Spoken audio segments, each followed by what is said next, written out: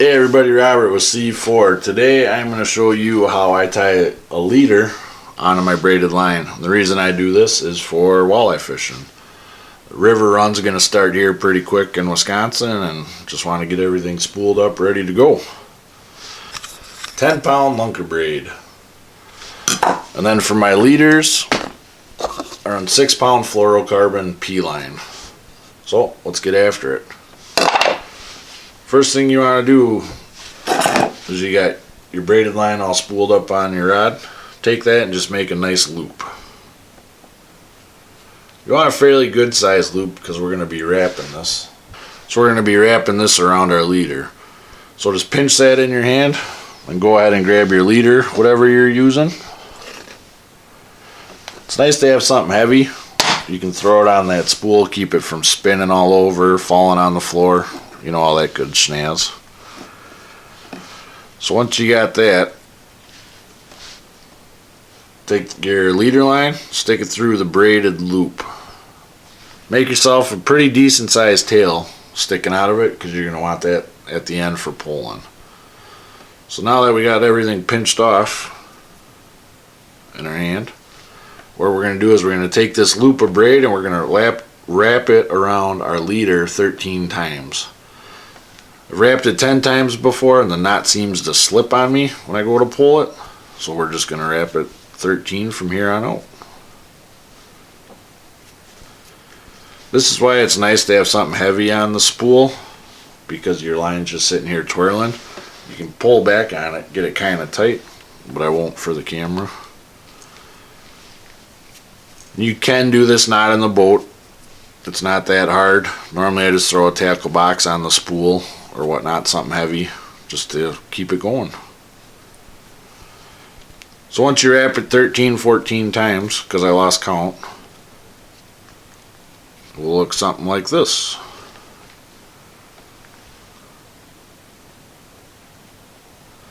So now take the tail of your leader. You're going to want to stick that through the loop of braid that we did.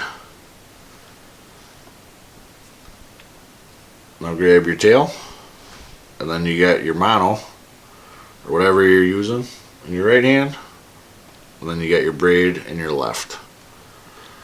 So you got a little circle going on.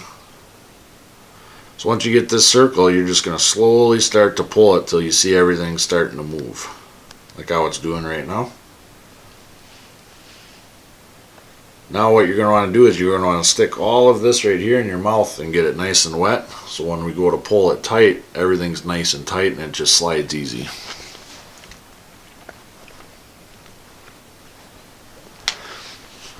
So now that we got her all wet, we're just going to keep on pulling. And as you can see, everything just kind of fell right into place. So now what I do is I let go, so I have my original leader line and my braid, and I just pull that tight. This is why having it nice and wet helps. It helps cinch that knot up. As you can see down here, it's starting to slide up.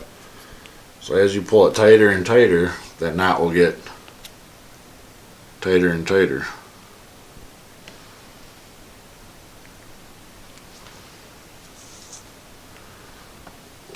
Get closer to it so you can see.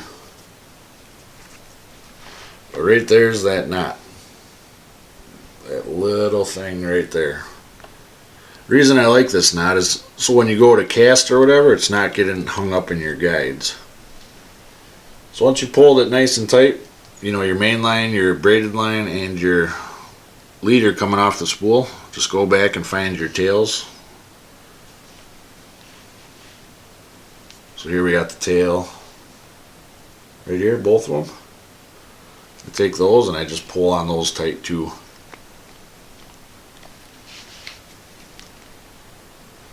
So now we got everything nice and tight. Last thing to do is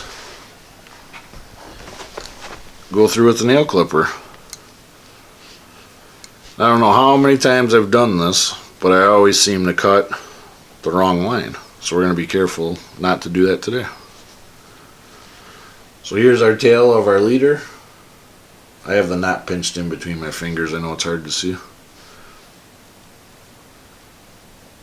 So we're going to cut the tail of the leader as close to the knot as we can. So we got that cut. And now we find the tail of the braid. Flip the knot around. Here's the knot again. Then we're going to cut that as close to it as we can as well.